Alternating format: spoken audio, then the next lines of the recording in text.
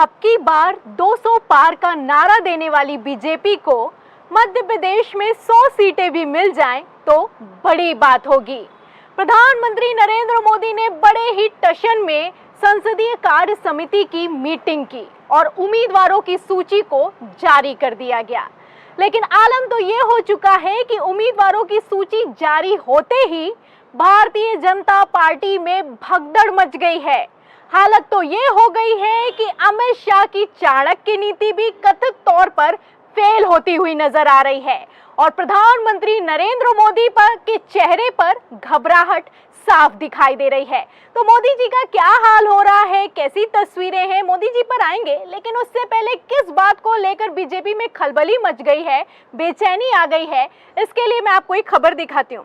खबर आप देखिए नवभारत टाइम्स की। देखिए इसमें लिखा है कि एमपी इलेक्शन 2023 बीजेपी की पहली ही लिस्ट में ज्योतिरादित्य सिंधिया को झटका, कांग्रेस से आए समर्थक का कटा टिकट। तो ज्योतिरादित्य सिंधिया 2018 में बड़े ही बाजे गाजे के साथ बीजेपी में शामिल हो गए थे, अपने साथ नेताओं को भी ले आए थे, लेकिन अब 2023 आते आते टिकट दिलवाना मुश्किल हो रहा है।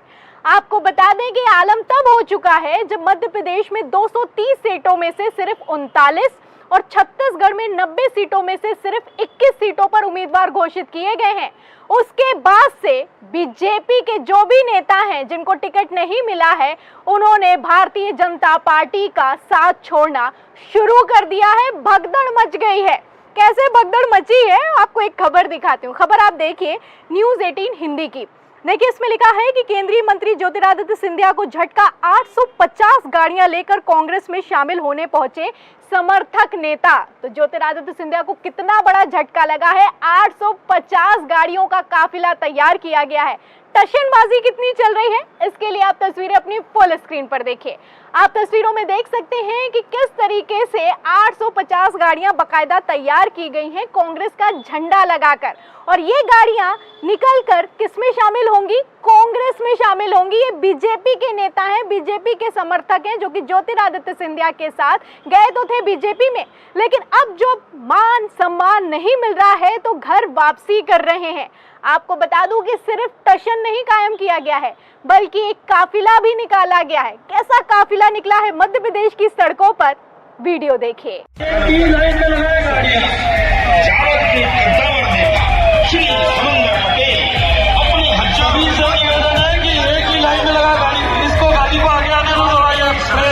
तो आप वीडियो में देख सकते हैं कि किस तरीके से देखा जाए तो भारतीय जनता पार्टी का कथित तौर पर जुलूस निकल रहा है। मध्य प्रदेश की सड़कों पर जब बीजेपी के नेता झंडा लगाएं कांग्रेस का और कांग्रेस के जयकारे करें तो क्या ही होगा चुनावों में, आप समझ सकते हैं। फिलहाल क्या कुछ हुआ है, इसके लिए मैं आपको खबर और भी दिखा देती हूँ। खबर में आगे देखिए न्यूज़ 18 हिंदी की। इसमें लिखा हुआ है कि मध्य प्रदेश में विधानसभा चुनाव से पहले बीजेपी और केंद्रीय मंत्री ज्योतिरादित्य सिंधिया को बड़ा झटका लगा है। नीमच से बीजेपी प्रदेश कार्य समिति सदस्य और सिंधिया समर्थक समंदर पटेल ने सैकड़ों कार्यकर्ताओं के साथ कांग्रेस की सदस्यता ले ली है। सैकड़ों कार्यकर्ता पहुंचे हैं, क्योंकि जब विधायक जाता है या फिर कि नेता जाता है, वो अकेला नहीं जाता है, उसके जो समर्थक होते हैं या फिर कि उससे जुड़ी हुई जो पब्लिक होती है वो भी एक पार्टी से दूसरी पार्टी में स्विच कर जाती है।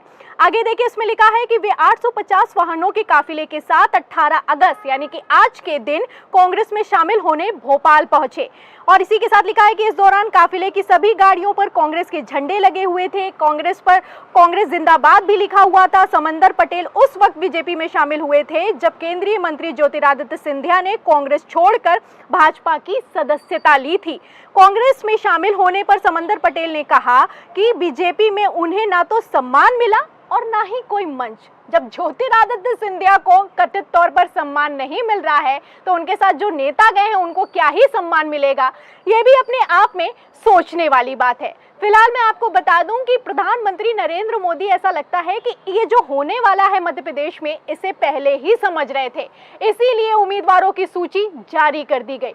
उम्मीदवारों की सूची मध्य प्रदेश में तब जारी कर दी गई जब अभी तक चुनाव की तारीखों का ऐलान नहीं हुआ है। कर्नाटक में आपको याद होगा अभी लास्ट विधानसभा चुनाव हुए थे कि किस तरीके से बीजेपी ने अहम मूवमेंट यानी कि अंत तक अपनी जो उम्मीदवारों की लिस्ट थी जारी नहीं की थी।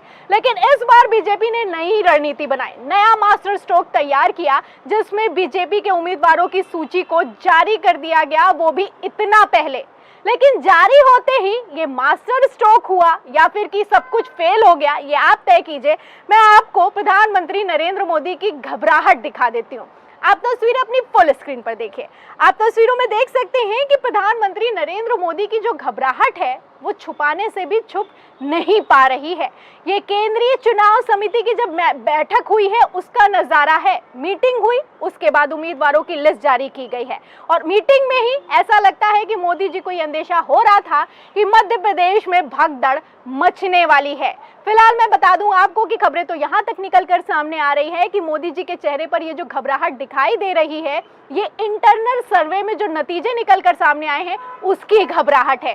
क्या कहना है आपको दिखाती हूँ। विंग कमांडर है रिटायर्ड अनुमा आचार्य, वो लिखती हैं कि बीजेपी के इनसाइडर के हवाले से अखबार कह रहे हैं कि बीजेपी ने मध्य प्रदेश में 102 सीटों को हारी हुई सीटों की श्रेणी में रख दिया है। तो टोटल सीटें में आप देख सकते हैं कि 102 सीटें बीजेपी हारती हुई दिखाई दे रही। 230 का मामला, 102 हार गई।